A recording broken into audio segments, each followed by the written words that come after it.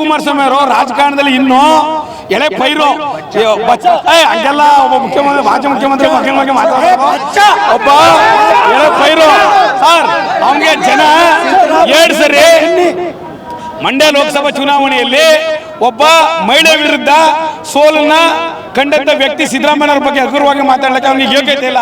ಅವನ ಸಹೋದರ ತನ್ನ ಮನೆಯಲ್ಲಿ ಅಡಿಗೆ ಮಾಡ್ತಕ್ಕಂಥ ಒಬ್ಬ ಓರ್ವ ಬಡ ಮಹಿಳೆಯನ್ನ ಯಾವ ರೀತಿ ನಡೆಸ್ಕೊಂಡ್ರೆ ಅಂತಕ್ಕಂಥ ಕರ್ನಾಟಕ ಜನತೆ ನೋಡಿದ್ದಾರೆ.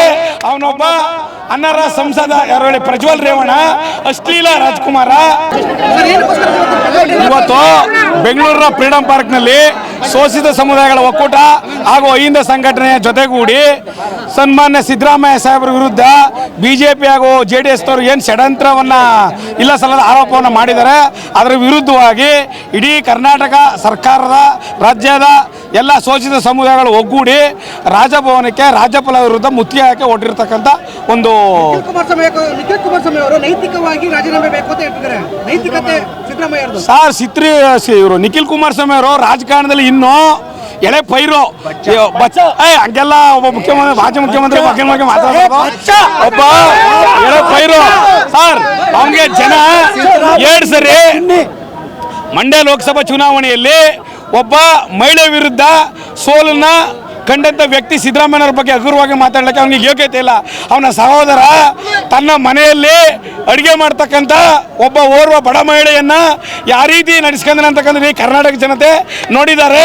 ಅವನೊಬ್ಬ ಅನರ್ಹ ಸಂಸದ ಯಾರು ಹೇಳಿ ಪ್ರಜ್ವಲ್ ರೇವಣ್ಣ ಅಶ್ಲೀಲ ರಾಜ್ಕುಮಾರ. ಒಬ್ಬ ಬಡ ಮಹಿಳೆಗಳನ್ನ ಯಾವ ರೀತಿ ಮಾಡ್ಕೊಂಡ ಅಂತಕ್ಕಂಥದ್ದು ತಮ್ಮೆಲ್ಲರಿಗೂ ಗೊತ್ತೇ ಇದೆ, ಮಾಧ್ಯಮದಲ್ಲೇ ಬಿತ್ತರಾಗಿದೆ. ಆ ರೀತಿ ನಿಖಿಲ್ ಕುಮಾರಸ್ವಾಮಿ ಅವರು ತನ್ನ ಕುಟುಂಬದ ಬಗ್ಗೆ ಹಿನ್ನೆಲೆಯನ್ನು ತಿರುಗಿ ನೋಡಬೇಕು, ಆಮೇಲೆ ಸಿದ್ದರಾಮಯ್ಯವ್ರ ಬಗ್ಗೆ ಮಾತಾಡಬೇಕು. ಸರ್ ಕುಮಾರಸ್ವಾಮಿ ಅವ್ರ ವಿರುದ್ಧ 11 ತಿಂಗಳಿಂದನೇ ಲೋಕಾಯುಕ್ತರ ಆರೋಪನ ಮಾಡಿದ್ದಾರೆ. ಸನ್ಮಾನ್ಯ ರಾಜ್ಯಪಾಲರು 11 ತಿಂಗಳಿಂದನೇ ಕುಮಾರಸ್ವಾಮಿ ವಿರುದ್ಧ ಪ್ರಾಸಿಕ್ಯೂಷನ್ಗೆ ಅನುಮತಿ ಕೊಟ್ಟಿದ್ದೇ ಆಗಲಿ ಕುಮಾರಸ್ವಾಮಿ ಅವರು ಮೊದಲು ರಾಜೀನಾಮೆ ಕೊಡಬೇಕು. ಅವರು ಕುಮಾರಸ್ವಾಮಿ ಅವರು ಈ ರಾಜ್ಯದಲ್ಲಿ ಸನ್ಮಾನ್ಯ ಯಡಿಯೂರಪ್ಪನವ್ರ ಬೆಂಬಲದಿಂದ ಮುಖ್ಯಮಂತ್ರಿ ಆದಂಥವ್ರು. ಹಾಗೆ ವಚನಭ್ರಷ್ಟ ಮುಖ್ಯಮಂತ್ರಿ ಅಂತ ಇಡೀ ಕರ್ನಾಟಕದಲ್ಲಿ ಯಾರು ಇದ್ರೆ ಅದು ಕುಮಾರಸ್ವಾಮಿ ಅವರು. Okay, thank you. ಈ ಒಂದು ಪ್ರತಿಭಟನೆ ಕಾರ್ಯಕ್ರಮವನ್ನು ಇಡೀ ರಾಜ್ಯಾದ್ಯಂತ ಹಮ್ಮಿಕೊಂಡಿದ್ದು ಬೆಂಗಳೂರಿನ ಫ್ರೀಡಂ ಪಾರ್ಕ್ನಲ್ಲಿ ಇವತ್ತು ಪ್ರತಿಭಟನಾ ಕಾರ್ಯಕ್ರಮವನ್ನು ರಾಜ್ಯಪಾಲರ ವಿರುದ್ಧ ಮತ್ತು ಏನು ಬಿಜೆಪಿ ಮತ್ತು JDS ಸರ್ಕಾರಗಳು ಗೊತ್ತು ಗುರಿ ಇಲ್ಲದೆ ಕಾನೂನನ್ನು ಅಪವಿತ್ರ ಮಾಡಿ ಮಾನ್ಯ ರಾಜ್ಯಪಾಲರು ಏನು ಈ ರಾಜ್ಯದ ಪ್ರಾಮಾಣಿಕ ಮುಖ್ಯಮಂತ್ರಿಗಳಾದಂಥ ಶ್ರೀಮಾನ್ ಸಿದ್ದರಾಮಯ್ಯನವರು ಮತ್ತು DK ಶಿವಕುಮಾರ್ ಅವರ ಆಡಳಿತದಲ್ಲಿ ಎಲ್ಲ ಬಡವರಿಗೂ ಕೂಡ 5 ಗ್ಯಾರಂಟಿಗಳನ್ನು ಮಾಡಿದ್ದು ಅದರಂತೆ ನಿಷ್ಠೆಯಿಂದ ಈ ಸರ್ಕಾರ ನೀಡುತ್ತಿರುತ್ತೆ. ಆದರೆ ತರಾತುರಿಯಲ್ಲಿ ಕಾನೂನನ್ನು ಮಿತಿಮೀರಿ ಮಾನ್ಯ ರಾಜ್ಯಪಾಲರು ನೋಟಿಸನ್ನು ನೀಡಿದ್ದು ನೀವು ಈ ಕೂಡಲೇ ರಾಜೀನಾಮೆ ಕೊಡ್ತಕ್ಕಂಥ ಒಂದು ಪ್ರಯತ್ನ ಮಾಡಲೇಬೇಕು. ಕಾನೂನು ಅಡಿಯಲ್ಲಿ ಸಿಲುಕಿಸಿಬಿಟ್ಟು ಕಾನೂನನ್ನು ಗಾಳಿಗೆ ತೂರಿ ಮಾನ್ಯ ರಾಜ್ಯಪಾಲರು ನೋಟಿಸನ್ನು ನೀಡಿರುತ್ತಾರೆ.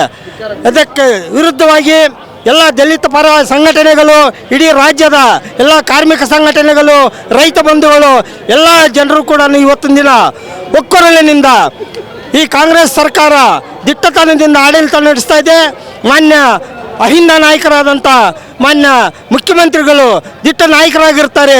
ಈ ರಾಜ್ಯದಲ್ಲಿ ಅನೇಕ ರೀತಿಯಾದಂಥ ಅನುಕೂಲಗಳನ್ನು ಮಾಡತಕ್ಕಂಥ ಸೌಕರ್ಯಗಳನ್ನು ಮಾಡತಕ್ಕಂಥ ವ್ಯವಸ್ಥೆಯನ್ನು ರೂಪಿಸಿಕೊಂಡು ಇಡೀ 5 ಗ್ಯಾರಂಟಿಗಳನ್ನು ಸತತವಾಗಿ ಜನರಿಗೆ ತಲುಪಿಸ್ತಕ್ಕಂಥ ಕೆಲಸ ಮಾಡ್ತಾ ಇರುತ್ತಾರೆ. ಆದರೆ ಏನು ಬಾಬಾ ಸಾಹೇಬ್ ಅಂಬೇಡ್ಕರ್ ಅವರು ಕೊಟ್ಟಿರ್ತಕ್ಕಂಥ ಏನು ಸಂವಿಧಾನ ಇದೆಯೋ ಆ ಸಂವಿಧಾನವನ್ನು ಕೂಡ ಬುಡಮೇಲು ಮಾಡುತ್ತಾ ಈ ದಿನ ರಾಜ್ಯಪಾಲರು ಗೊತ್ತು ಗುರಿ ಇಲ್ಲದೆ ಈ ರೀತಿ ನೀವು ರಾಜೀನಾಮೆಯನ್ನು ಕೊಡಬೇಕಾಗುತ್ತೆ ಅಂತೇಳಿ ಒಂದು ದಬ್ಬಾಳಿಕೆ ದೌರ್ಜನ್ಯ ಮಾಡಿ JDS ಮತ್ತು ಬಿಜೆಪಿಯವರು ಈ ಮುಖ್ಯಮಂತ್ರಿಗಳ ಮೇಲೆ ಇಲ್ಲದ ಸಲ್ಲದ ಆರೋಪಗಳನ್ನು ಮಾಡ್ತಾ ಇರ್ತಾರೆ. ಅದ್ರ ವಿರುದ್ಧವಾಗಿ ನಾವು ಪ್ರತಿಭಟನೆಗೆ ಬಂದಿರಲಿ. ನಾವು ಚಿಂತಾಮಣಿ ತಾಲೂಕು.